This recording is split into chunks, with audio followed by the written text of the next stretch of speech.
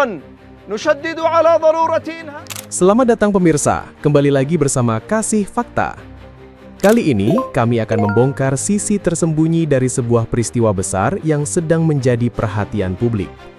Saat dunia sibuk menyorot Houthi di Laut Merah, perang justru kembali meledak di dalam Yaman sendiri. Dalam satu malam, 16 tentara pemerintah tewas setelah serangan kejutan di Hais. Apakah ini hanya bentrokan singkat atau tanda bahwa perang saudara Yaman sedang kembali menyala? Namun sebelum lanjut, jangan lupa tekan tombol like, subscribe, dan aktifkan lonceng notifikasi, supaya Anda tidak ketinggalan fakta menarik yang akan kami ungkap berikutnya.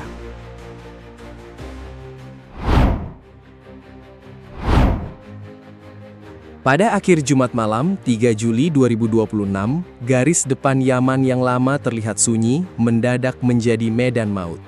Bukan karena serangan dari kekuatan asing, bukan pula karena rudal yang melintas dari laut. Serangan itu datang dari dalam Yaman sendiri, ketika Houthi bergerak menuju posisi pasukan pemerintah di Jabal Dabas, kawasan Hais, selatan Hodeidah. Daerah ini mungkin tidak banyak dikenal penonton dunia.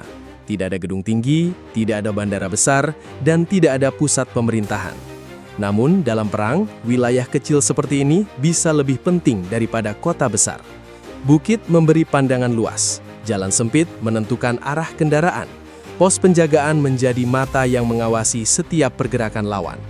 Siapa yang menguasai titik-titik itu bisa melihat bahaya lebih cepat dan menghambat pasokan lawan sebelum pertempuran benar-benar dimulai. Malam itu, Houthi tidak membuka serangan dengan ledakan besar. Polanya justru lebih senyap dan lebih mengganggu. Menurut keterangan seorang perwira dari pihak pemerintah, penembak jitu dikerahkan lebih dulu. Tembakan mereka disebut menjadi penyebab sebagian besar korban awal. Ini penting untuk dipahami, penembak jitu bukan sekadar prajurit yang menembak dari jauh. Dalam serangan malam, mereka bisa mengincar penjaga pos, pengamat, operator radio, atau orang yang mengatur perintah di lapangan. Begitu salah satu titik itu lumpuh, pertahanan bisa kehilangan arah. Radio tidak lagi aktif, pos pengamatan mulai kosong, perintah tidak sampai tepat waktu, dan pasukan yang bertahan mulai bertanya, ancaman ini datang dari mana? Saat kebingungan mulai terbentuk, tekanan berikutnya datang. Drone dan mortir ditembakkan ke arah posisi pasukan pemerintah. Kombinasi ini membuat keadaan jauh lebih sulit. Drone memberi ancaman dari atas, mortir menghantam dari jarak jauh. Sementara penembak jitu membuat setiap gerakan di darat terasa beresiko. Bayangkan sebuah rumah yang tiba-tiba kehilangan listrik pada tengah malam. Dari luar terdengar suara di atap. Dari sisi lain ada bunyi benda menghantam dinding. Penghuninya tidak tahu pintu mana yang aman, siapa yang sudah mendekat, atau apakah ada orang yang sedang mengawasi dari halaman.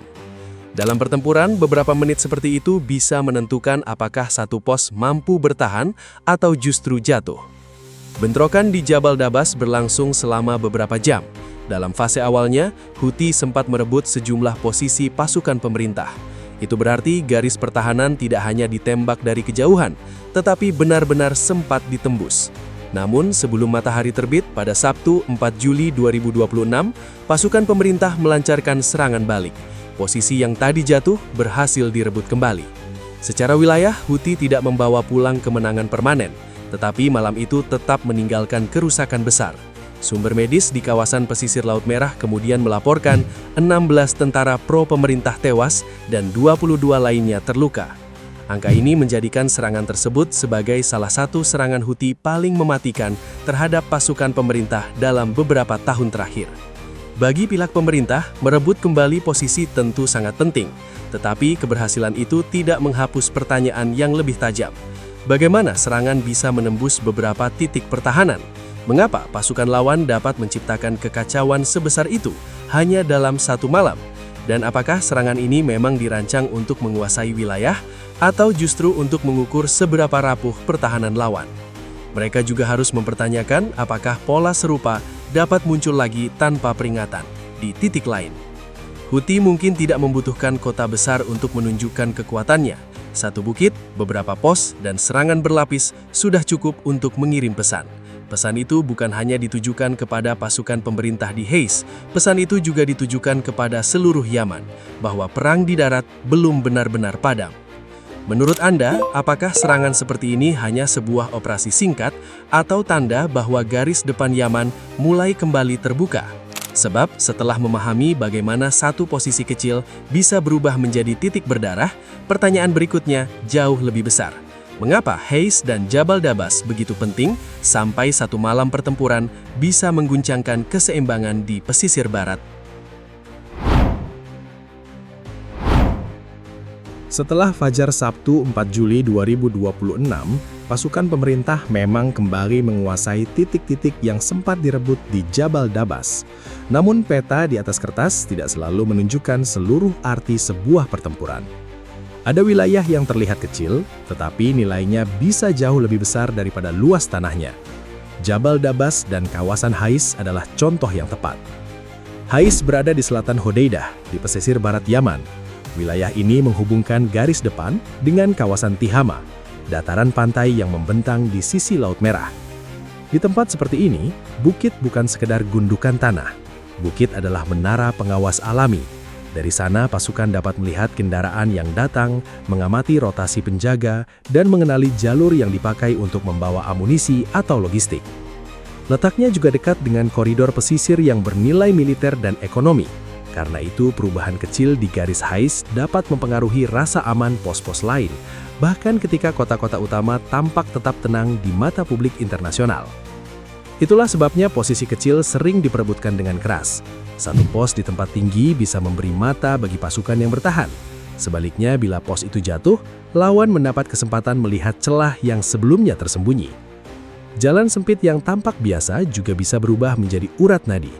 Bila jalur itu terganggu, bantuan terlambat tiba. Bila kendaraan tidak berani melintas, posisi di depan dapat kekurangan perbekalan pada saat paling genting. Serangan Houthi pada malam 3 Juli 2026 dapat dibaca melalui sudut ini.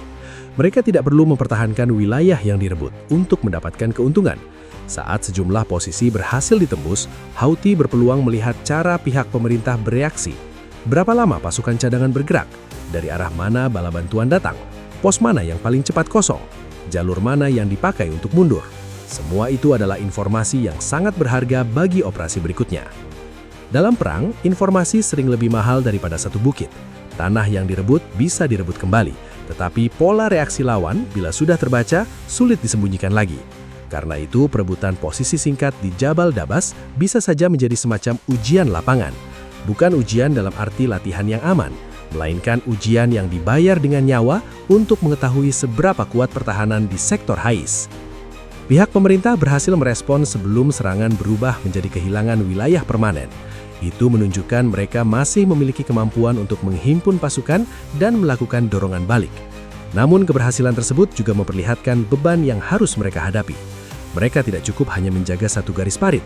Mereka harus mengawasi bukit, jalur masuk, pergerakan drone, arah tembakan mortir, hingga kemungkinan penyusupan pada malam hari. Disinilah Hais menjadi lebih dari sekedar nama distrik.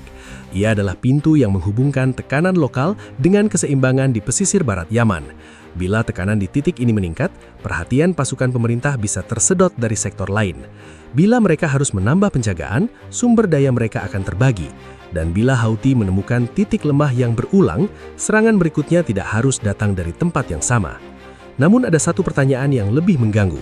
Apakah operasi pada 3 hingga 4 Juli itu hanya upaya mengganggu pertahanan lawan, atau Houthi sedang menyusun peta kelemahan untuk langkah yang lebih besar? Untuk memahaminya, kita perlu melihat kenyataan yang lebih luas. Mengapa setelah bertahun-tahun tanpa perang besar, dua pihak di Yaman masih memiliki alasan dan kemampuan untuk kembali saling menyerang?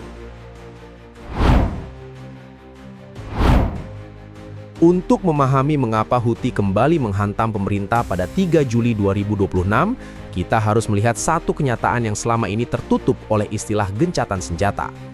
Banyak orang mendengar kata itu lalu membayangkan perang telah selesai. Di Yaman, kenyataannya tidak sesederhana itu. Pada 2 April 2022, Perserikatan Bangsa-Bangsa mengumumkan gencatan senjata nasional antara pihak-pihak yang bertempur. Selama beberapa bulan berikutnya, pertempuran besar memang berkurang. Serangan lintas perbatasan melambat, jalur udara dibuka secara terbatas, kapal bahan bakar bisa masuk ke pelabuhan Hodeidah. Bagi warga sipil, itu adalah jeda yang sangat berarti. Namun jeda bukanlah perdamaian. Gencatan senjata itu berakhir pada 2 Oktober 2022 tanpa kesepakatan untuk diperpanjang. Meski kekerasan berskala besar tidak langsung kembali seperti tahun-tahun sebelumnya, akar masalahnya tetap berada di tempat. Tidak ada pemerintahan tunggal yang kembali memegang seluruh Yaman. Tidak ada tentara nasional yang benar-benar menyatu. Tidak ada kesepakatan politik yang menjawab pertanyaan tersulit, yaitu siapa yang berkuasa, siapa yang mengatur uang negara, dan siapa yang mengendalikan senjata. Houthi tetap memegang Sana, ibu kota Yaman, serta banyak wilayah utara yang dihuni mayoritas penduduk. Mereka juga menguasai Hodeidah, pelabuhan penting di Laut Merah. Di sisi lain, pemerintah yang diakui internasional berpusat di Aden dengan kekuatan yang tersebar di wilayah selatan dan timur. Kondisi ini membuat Yaman seperti rumah besar dengan dua penghuni yang sama-sama membawa kunci, tetapi tidak pernah sepakat siapa pemilik rumahnya. Di antara dua pusat kekuasaan itu, garis depan tidak benar-benar hilang. Ia hanya menjadi lebih sunyi. Pos-pos tetap dijaga, parit tetap digali, senjata tetap disimpan dalam jangkauan, pasukan tetap berlatih dan mengawasi arah lawan. Saat tidak ada serangan, keadaan seperti ini terlihat tenang. Namun ketenangan itu rapuh dan sangat mudah berubah hanya dalam hitungan jam. Pertempuran di Jabal Dabas memperlihatkan rapuhnya keadaan tersebut. Serangan itu bukan bukti pasti bahwa perang saudara nasional akan langsung meledak lagi. Belum ada tanda terbuka bahwa Houthi sedang memulai ofensif besar untuk merebut kota-kota baru. Namun serangan tersebut menunjukkan bahwa kemampuan untuk meningkatkan konflik masih ada. Houthi tetap mampu menyusun tekanan di darat. Pihak pemerintah tetap harus mengerahkan pasukan untuk menutup celah. Dan setiap bentrokan membawa risiko bahwa kedua pihak akan merasa perlu membalas lebih keras. Ada lapisan lain yang membuat situasinya makin rumit. Yaman tidak hanya menghadapi persaingan antara Houthi dan pemerintah. Di selatan, terdapat kelompok separatis yang memiliki agenda sendiri. Di berbagai wilayah, ada pasukan lokal dengan loyalitas yang berbeda. Artinya, bila perang besar kembali menyala, peta konfliknya tidak akan sesederhana dua kubu saling berhadapan.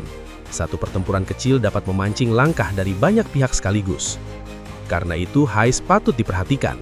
Bukan karena wilayah itu sendirian akan menentukan masa depan Yaman, melainkan karena ia memperlihatkan pola yang lebih luas. Perang yang dianggap diam ternyata masih memiliki denyut. Ketika satu titik diserang, semua pihak akan menghitung ulang kekuatan, kelemahan, serta kemungkinan langgah berikutnya. Menurut Anda, apakah serangan di Hais hanyalah peringatan singkat, atau tanda bahwa pihak-pihak di Yaman sedang bersiap menghadapi konflik yang lebih terbuka? Jawabannya mungkin tidak muncul dari satu pernyataan resmi. Ia akan terlihat dari tanda-tanda kecil berikutnya, ketika garis depan yang sunyi kembali mulai bergerak.